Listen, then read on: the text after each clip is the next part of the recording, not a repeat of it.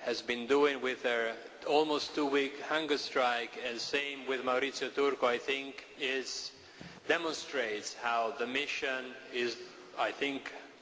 will never be accomplished because other missions will be added along the way.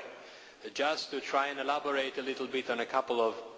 events you have mentioned in your speech, the first one concerning Marco Pannella and myself, that on the eve of Christmas last year went to Cambodia to meet our friends of the Sam Rainsy party, even if Sam Rainsy was not in the country. And I would like to understand from him how is his proceeding going, because he has been at the center of a series of attacks, also to try and strip him from his parliamentary immunity, to try and prosecute him against the law, to try and block his opposition to the government of Hun Sen. Cambodia, as everybody knows, is in theory or on paper a democracy, but the moment in which you go to the place and you see how the dynamics are being orchestrated by a foreign country, you understand that only in paper such a definition can be considered to be true. And the other country is Vietnam. When we were there with Marco Pannella, we had an opportunity to meet with the other members of the Sam Rainsy party. There are also members of the Radical Party. We had 2 big events with everybody there. We also went to visit the Khmer Kampuchea Krom community in a pagoda where we met hundreds of people. This time around we did not meet with members of government because we had already had a clear idea on how the Hun Sen group works, and it's unfortunately still the same people in power for decades, and certainly the same group people that were elected, quote unquote, in 2003 and got re-elected the year previous to that. We also tried to visit the Montagnard refugees in the refugee camps in Phnom Penh, and we were not allowed to visit them because the jurisdiction of the camps had been transferred from the UN agency that deals with these issues to the Ministry of the Interior, and in order to get into there we had to have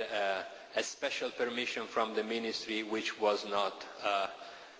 given to us. Then, on the day of our departure to Saigon, we were blocked at the check-in desk at the Phnom Penh International Airport, not because we didn't have a visa. In fact, the Vietnamese embassy in Rome had issued a regular visa for both of us, but because a mysterious fax had been sent to the check-in desk from a travel agency in Hanoi that were saying that the 2 Italian parliamentarians were no longer welcome in Vietnam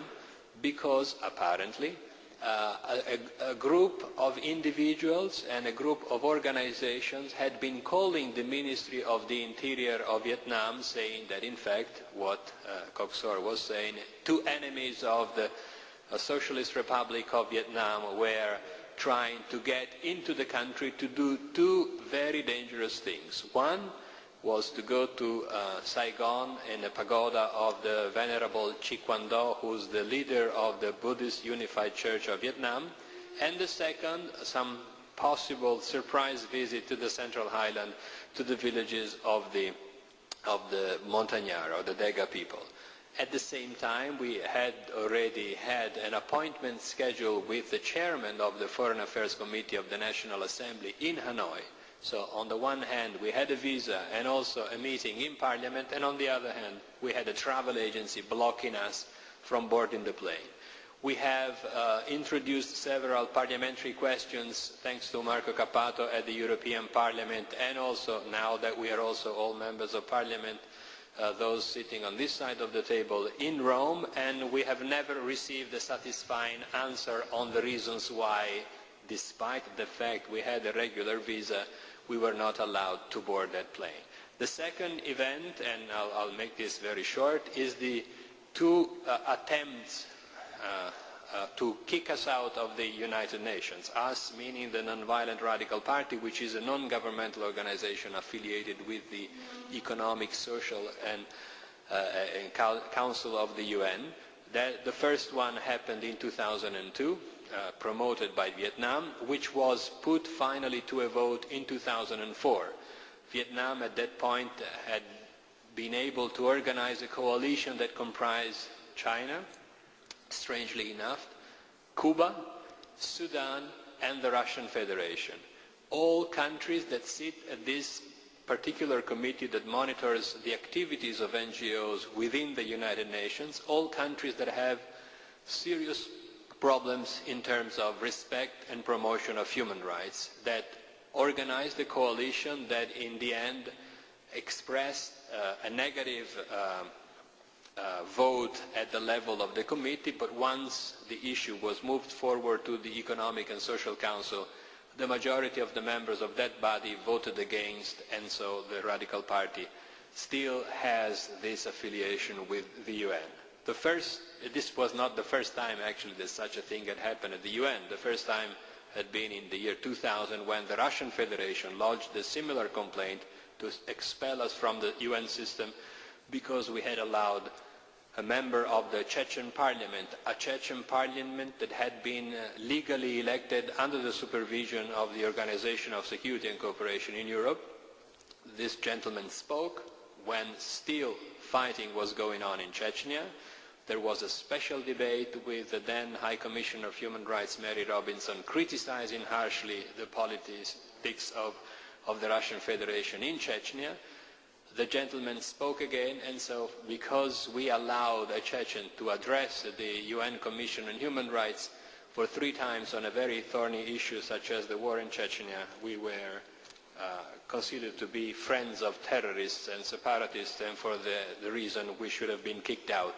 of the UN. Again, the same kind of coalition emerged, China, Russia, Cuba, and at that time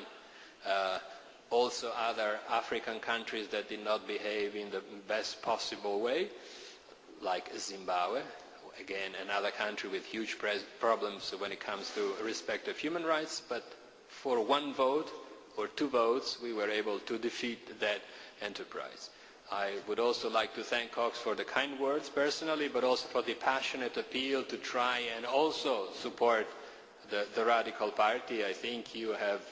given us the example of how such a thing can be done also in not the remotest part of the world, which would be the Central Highland, but from a couple of states of the United States of America, and we have always been very thankful for your personal support and the support of the degar communities in North and South Carolina. So it's us that thank you. I would adesso diamo la parola. And now we give the floor for a short presentation to another MP, Jean-Renard Trady.